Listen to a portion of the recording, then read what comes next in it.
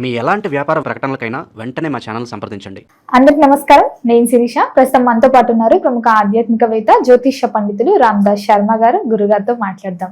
నమస్కారం గురుగారు. నమస్కారం గురుగారు, ఈ మే మాసంలో విశేషంగా తులారాశి వారికి ఎలా ఉందంటారు, ఎలాంటి జాగ్రత్తలు తీసుకోవచ్చు అంటారు, అలాగే గ్రహ గోచరం కూడా ఎలా ఉంటుందంటారు ఈ తులారాశి వారికి?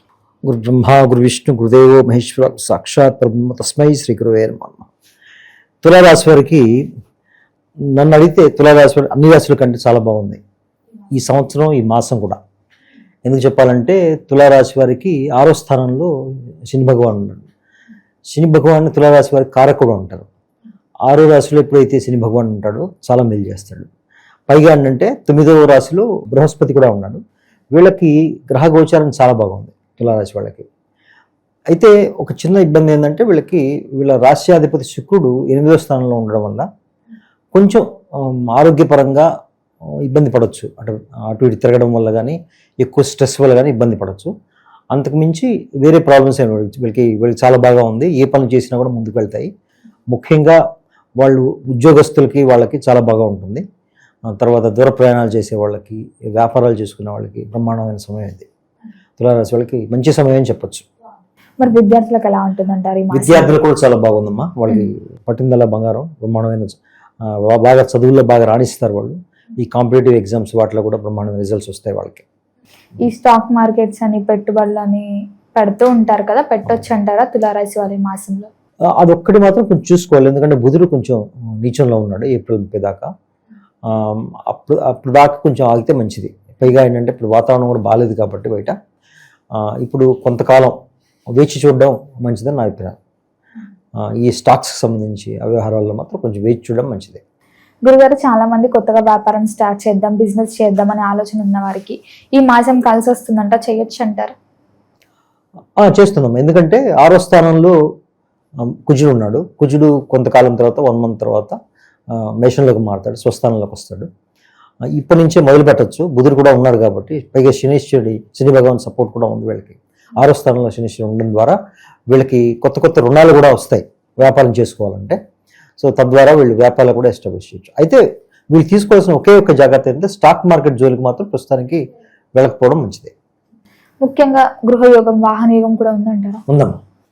కొత్త వాహనం కొనుక్కోవాలంటే కొనుక్కోవచ్చు. గృహయోగం కూడా ఉంది వీళ్ళకి, కొత్త గృహం. అయితే ఇప్పుడు ఏప్రిల్ 30 నుంచి వీళ్ళకి ఇంకా బాగా ఉంటుంది. గురుగారు, అలాగే ముఖ్యంగా దూర ప్రయాణాలు చేయొచ్చు అన్నారు. ఒకవేళ దూర ప్రయాణాలు చేసేటప్పుడు ఎలాంటి జాగ్రత్తలు పాటించవచ్చు అంటారు? వీళ్ళకున్న ఒకే ఒక్క సమస్య ప్రస్తుతానికి ఏంటంటే రాశ్యాధిపతి అష్టమంలో ఉండడం ద్వారా కొంచెం ఆరోగ్య విషయంలో ఒడిదుడుకు వస్తాయి వీళ్ళకి. అంటే తీవ్రమైన ఒత్తిడి వల్ల, అంటే ప్రయాణానికి సంబంధించిన ఒత్తిడి అనండి, లేకపోతే పని ఒత్తిడి అండి, కొంచెం ఆరోగ్యం మందగించవచ్చు. సో ఆ విషయంలో కొంచెం జాగ్రత్త తీసుకుంటే బాగుంటుంది. పైగా ఏంటంటే కొంచెం వీళ్ళ జీవిత భాగస్వామి, లైఫ్ పార్ట్నర్తో కొంచెం గొడవలు రాకుండా చూసుకుంటే, పనిని మేనేజ్ చేసుకుంటే ఇంకా బాగుంటుంది. ఏదైనా ఆకస్మిక ధనలాభం జరిగే ఛాన్సెస్ ఉందంటారా? ఎవరన్నా అనుకోకుండా డబ్బులు ఇవ్వడం? లేదు, అట్లాంటివి ఏం లేదు. మరి నార్మల్ గా అసలు తులారాశి వాళ్ళ బిహేవియర్ ఎలా ఉంటుందంటారు?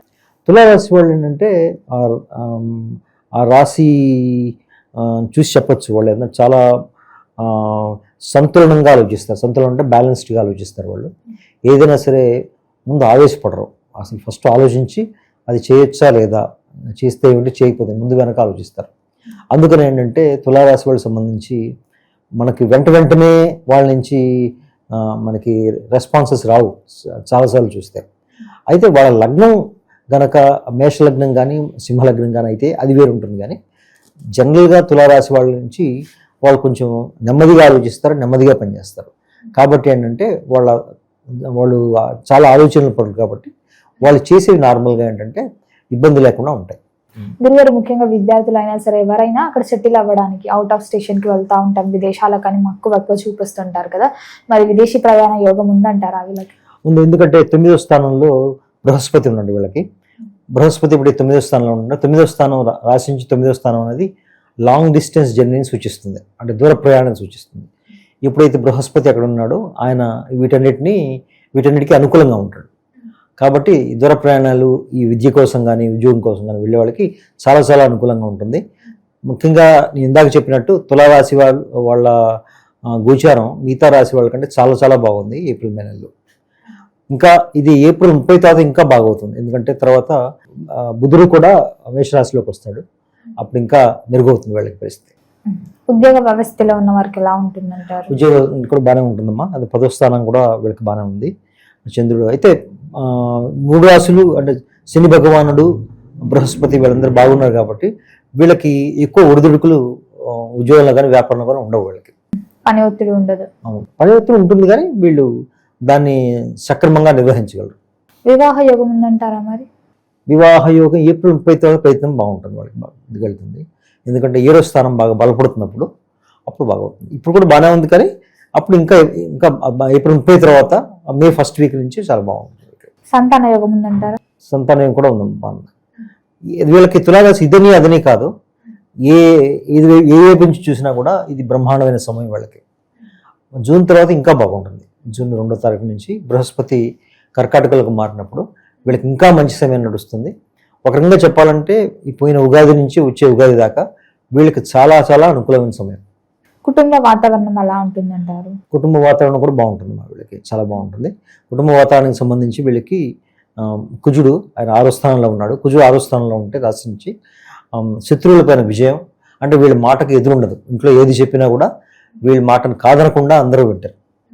జీవిత భాగస్వామి అండి, పిల్లలండి, పెద్దవాళ్ళని చిన్నవాళ్ళని ఒకటని లేకుండా వీళ్ళ మాట ఏది చెప్తే అది వింటారు. కాబట్టి వీళ్ళు అందరి మీద పెత్తనం చెలాయించడానికి కూడా మంచి సమయం, మంచి సమయం అన్నమాట. రాజకీయ రంగంలో ఉన్న వాళ్ళకి ఎలా ఉంటుంది? రాజకీయ రంగంలో ఉన్న వాళ్ళు కూడా ఏప్రిల్ 30 తర్వాత బాగుంటుంది. మే 1st వీక్ నుంచి వాళ్ళకి బాగుంటుంది. ఎందుకంటే 3 గ్రహాలు వస్తాయి ఇప్పుడు.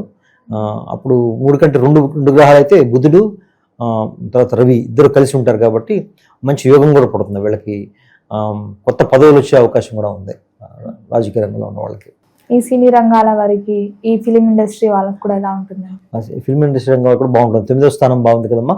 9వ స్థానం బాగున్నప్పుడు పైగా రాష్ట్రాధిపతి శుక్రుడు 8 నుంచి 9కి మారుతాడు మే 1st వీక్లో.